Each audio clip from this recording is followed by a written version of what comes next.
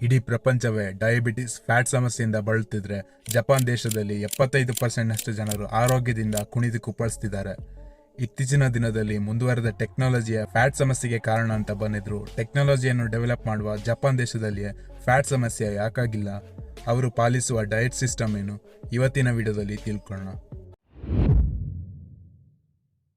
Apps are made in kitchen.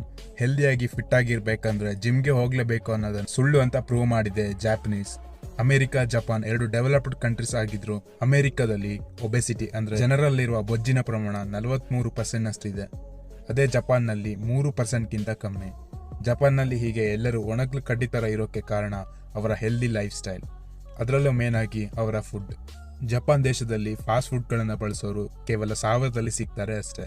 ಅದೇ ನಮ್ಮ ಭಾರತಕ್ಕೆ ಕಂಪೇರ್ ಮಾಡಿದ್ರೆ 75% ಜನರು ಫಾಸ್ಟ್ ಫುಡ್ ಮೇಲೆ ಅವಲಂಬಿತವಾಗಿದ್ದಾರೆ.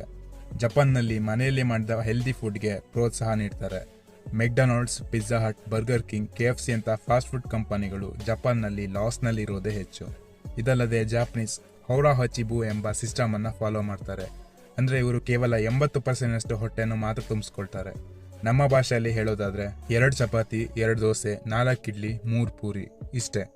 ಇದರಲ್ಲಿ ಇನ್ನೊಂದು ಮುಖ್ಯವಾದ ಪಾಯಿಂಟ್ ಅಂದ್ರೆ ಟೈಮಿಂಗ್. ಜಪಾನ್ನಲ್ಲಿ ಆಲ್ಮೋಸ್ಟ್ ಜನರು ಬೆಳಿಗ್ಗೆ 7 ರಿಂದ 8 ಗಂಟೆ ಒಳಗೆ ತಮ್ಮ ತಿಂಡಿಗಳನ್ನ ಲಿಮಿಟ್ನಲ್ಲಿ ಮುಗಿಸಿರ್ತಾರೆ. ಅದೇ ನಮ್ಮ ಭಾರತದಲ್ಲಿ ನೋಡೋದಾದ್ರೆ ಇದು 9 ಗಂಟೆಯಿಂದ 12 ಗಂಟೆವರೆಗೂ ಇರುತ್ತೆ. ಇನ್ನು ಸಂಜೆ ಊಟವನ್ನು ನೋಡಿದ್ರೆ 5 ರಿಂದ 6 ಗಂಟೆ ಒಳಗೆ ಮುಗ್ದಿರುತ್ತೆ. ಆದರೆ ಇಲ್ಲಿ ಅದು ಯಾವ ಸೀರಿಯಲ್ ಎಷ್ಟು ಚೆನ್ನಾಗಿದೆ ಅನ್ನೋದ್ರ ಮೇಲೆ ನಿಂತಿರುತ್ತೆ. ಇನ್ನು ಮೂರನೇದಾಗಿ ಅಡುಗೆ ಮಾಡೋ ರೀತಿ. ಭಾರತದಲ್ಲಿ 95% ಅಡುಗೆಯನ್ನು ಎಣ್ಣೆಯನ್ನು ಬಳಸಿ ಮಾಡ್ತಾರೆ. ಅದು ಎಷ್ಟೇ ರಿಫೈನ್ಡ್ ಆಗಿದ್ರೂ ಫ್ಯಾಟ್ ಅನ್ನು ಹೆಚ್ಚು ಮಾಡ್ಕೊಳ್ಳಿಕ್ಕೆ ಸಹಾಯ ಮಾಡುತ್ತೆ. ಅದೇ ಜಪಾನ್ನಲ್ಲಿ ಆಹಾರವನ್ನು ನೀರಿನಿಂದ ಬೇಯಿಸಲಾಗುತ್ತೆ. ಆಶ್ಚರ್ಯವಾದ್ರೂ ಇದೇ ಸತ್ಯ.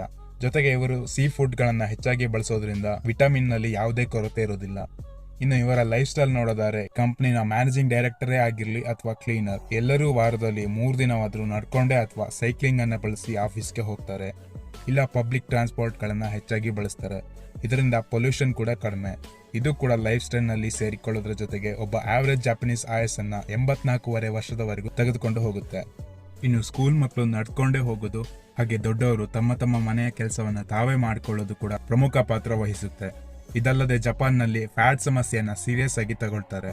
ತಯಾರಾಗುವ ಬಟ್ಟೆಗಳು XXL ಮೇಲೆ ಸಿಗೋದೇ ಇಲ್ಲ. ಅಲ್ಲದೆ ಪ್ರತಿ ತಿಂಗಳು ಸರ್ಕಾರದಿಂದ ಫ್ಯಾಟ್ ಆಗಿ ಇರುವವರಿಗೆ ಫ್ರೀಯಾಗಿ ಹೆಲ್ತ್ ಚೆಕಪ್ ಅನ್ನ ಏರ್ಪಡಿಸ್ತಾರೆ.